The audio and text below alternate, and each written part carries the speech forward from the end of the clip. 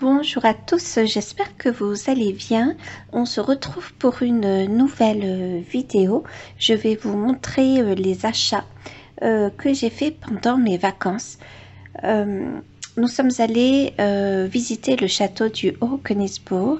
Il se trouve qu'à côté du château, il y avait un salon de thé qui faisait librairie. Et dans cette librairie, j'ai eu beaucoup de mal à résister. J'ai quand même pris 3 livres et ma soeur m'en a offert un. Alors j'ai découvert en premier le livre des simples. Je vais... Pardon.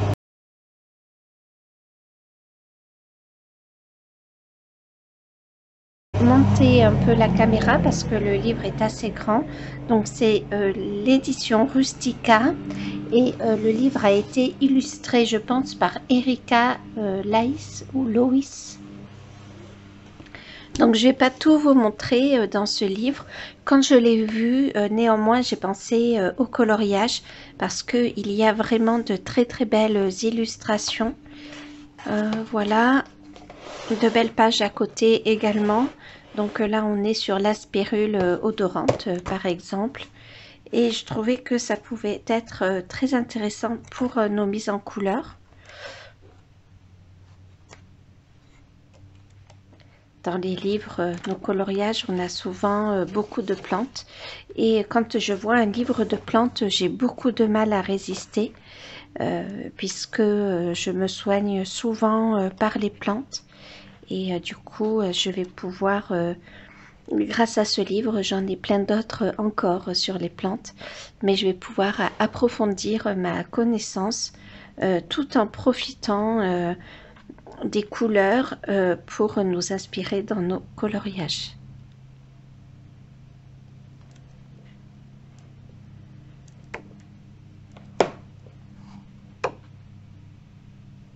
Voilà, je vous montre pas tout par égard pour l'édition et pour l'artiste qui a fait ces magnifiques illustrations. Ensuite, je me suis pris le carré des plantes de sorcières.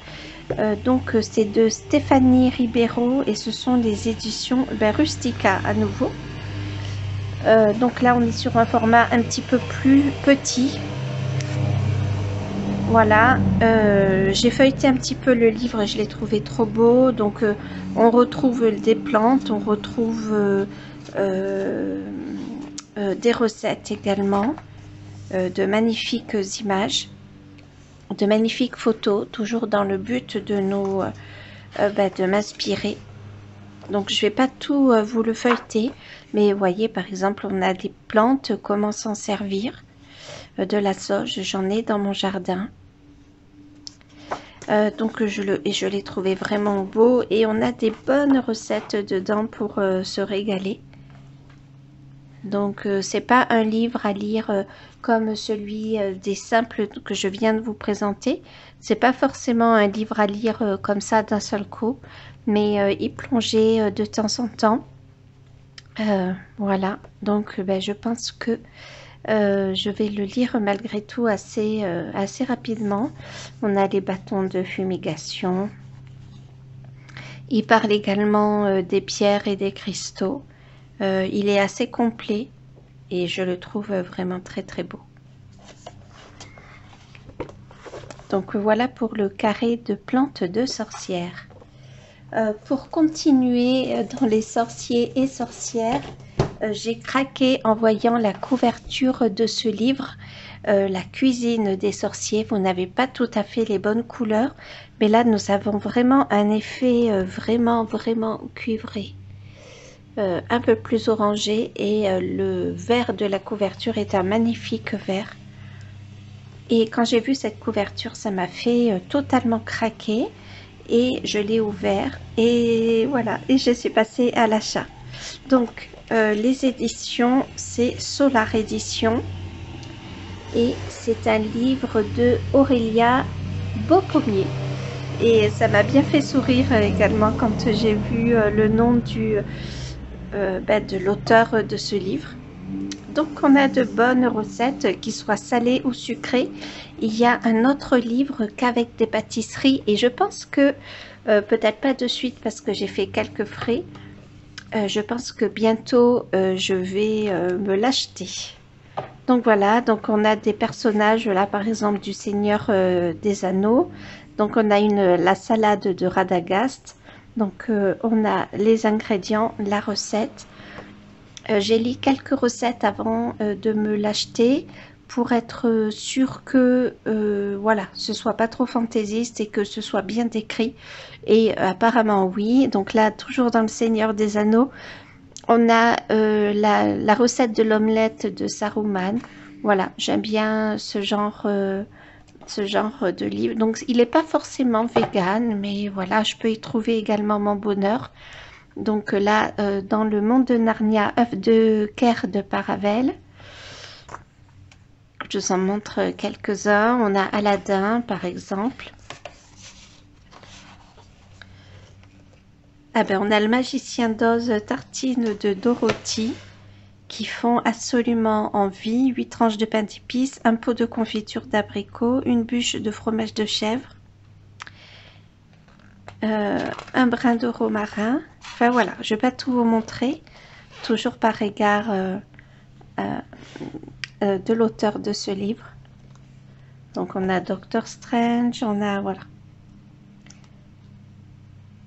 Ça j'adore, sucette de Tabata, appât pour...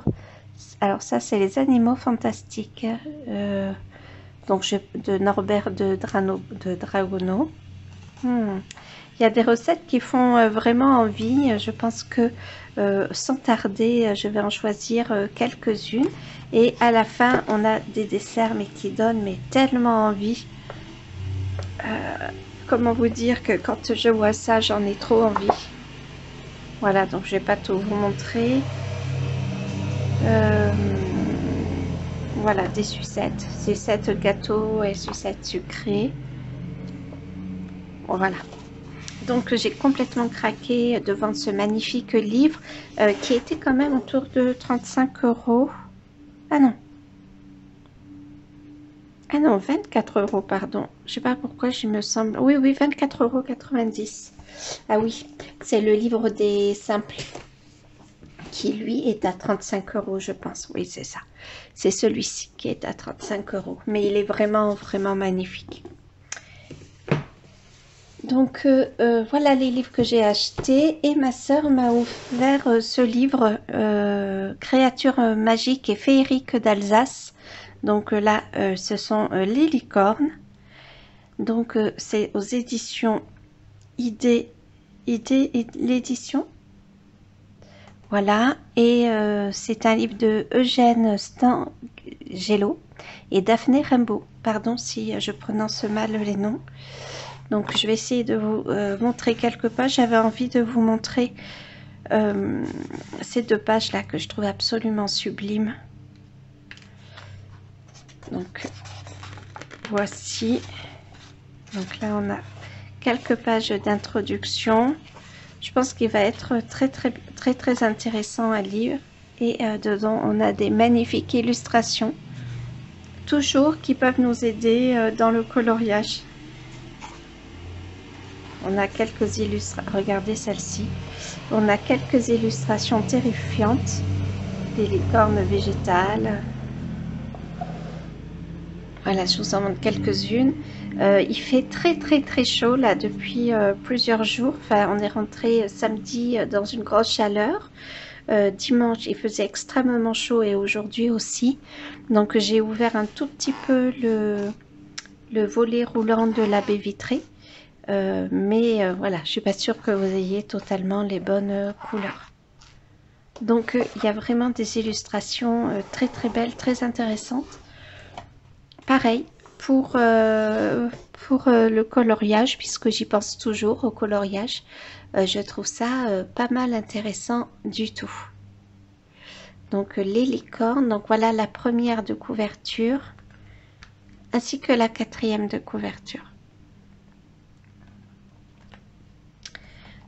Ensuite, je vais vous montrer d'autres achats. Donc, nous sommes rentrés samedi soir et dimanche matin, nous sommes allés à Casal, qui est un village qui est pas très loin de chez moi. Et il y a chaque année, fin août, une brocante et un vide-grenier. Et quand je peux y aller, je ne manque pas d'y aller parce que souvent on y fait de belles trouvailles. Et ben, je vais vous présenter les 3 trouvailles que j'ai fait. D'abord, je me suis acheté 2 livres. Donc celui-ci pour 50 centimes. Un livre de Kenneth Grahame. C'est un livre en anglais. The Wind in the Willow. Et je l'ai feuilleté un petit peu. Alors la couverture me plaisait beaucoup. Et je l'ai feuilleté un petit peu, donc vous voyez, c'est un livre voilà, qui est un peu vieux. J'adore l'odeur de ces vieux livres. Malgré tout, il n'est pas tellement abîmé. Et j'ai envie de le lire. Je me dis que lire peut-être quelques lignes chaque jour pour apprendre des nouveaux mots en anglais et puis pour perfectionner mon anglais, ça peut être pas mal du tout. Il me semble que c'est un livre pour enfants. Et j'ai commencé à lire la 4e de couverture que j'ai compris un petit peu, donc ça m'a encouragée. Donc The Wind in the Willow. Et ensuite, je me suis pris un autre livre, donc en français celui-ci, Balzac et la petite tailleuse chinoise. Pardon, Balzac et la petite tailleuse chinoise, donc c'est de Dai Siji, pardon d'avance pour la prononciation. Donc là, nous sommes aux éditions Magnette, je pense. Et là, ce sont les éditions Folio. Donc là, c'est un livre de poche qui, par contre, n'est pas en très très bon état, hein, vous voyez. Mais par contre, la couverture m'a attirée, entre Balzac et la petite taille chinoise, le titre aussi. Et quand j'ai lu la 4e de couverture, bon ben là, j'ai craqué. Je l'ai quand même regardé, je suis allée faire un tour et je suis revenue. Donc voilà, 1,50 €. Donc je vous lis la 4e de couverture. Nous nous approchâmes de la valise. Elle était ficelée par une grosse corde de paille tressée, nouée en croix. Nous la débarrassâmes de ses liens et l'ouvrîmes silencieusement. À l'intérieur, des piles de livres s'illuminèrent sous notre torche électrique. Les grands écrivains occidentaux nous accueillirent à bras ouverts. À leur tête se tenait notre vieil ami Balzac avec 5 ou 6 romans, suivis de Victor Hugo, Stendhal, Dumas, Flaubert, Baudelaire, Romain Rolland, Rousseau, Tolstoï, Gogol, enfin voilà, etc. Et quelques Anglais, Dickens, Kipling, Émilie Brontë. Quel éblouissement! Il referma la valise et posant une main dessus comme un chrétien prêtant serment, il me déclara « Avec cette livre, je vais transformer la petite tailleuse. Elle ne sera plus jamais une simple montagnarde. » Donc, moi qui adore les écrivains classiques, et Victor Hugo et Balzac, du coup, je me suis dit que voilà, j'allais peut-être découvrir de nouveaux titres que je ne connaissais pas. Ça m'a semblé très très intéressant. Je vous en parlerai quand je l'aurai lu. Pour l'instant, je vais pas les lire de suite ces 2 livres parce que je suis en train de lire le Nom du vent. Je suis en train de lire également Blackwater. Donc ça sera pour un petit peu plus tard, mais franchement, il me tarde de le lire. Je pense que dès que j'aurai fini le Nom du vent, je pense que là je suis à 35% de la lecture à peu près, je me jetterai sur ce livre. Ensuite, on va passer aux objets. Donc hier à Casal, j'ai trouvé je sais plus le nom de ce tissu à broder. C'est pour faire des points de croix. Ah ben voilà, c'est de la toile Aïda que j'ai payé 5 € et qui, ma foi, donc là il faut que je vienne faire attention parce que sur le côté, vraiment, vous voyez, la toile Aïda se défait. Hop, j'enlève l'aiguille. Donc il y a une petite étiquette que je pense que je peux garder pour mon bullet journal. Je la trouve trop mignonne. Et dessus il y a marqué « Avis important, cette étiquette enlevée, l'article ne sera ni repris ni échangé. » Voilà, donc c'est une vieille étiquette. Hein. Et j'ai payé la toile 5 €. J'ai essayé de marchander. Je suis pas très bonne, j'y suis pas arrivée. Donc, voilà, elle est quand même assez large et elle est assez grande. Elle fait le double de la taille là. Donc j'ai de quoi faire du point de croix et du coup comme je vais pouvoir commencer à faire du point de croix pour mon plaid, vous savez, dont je vous en avais parlé avec les les hexagones. Donc je suis ravie de cette trouvaille. Voilà.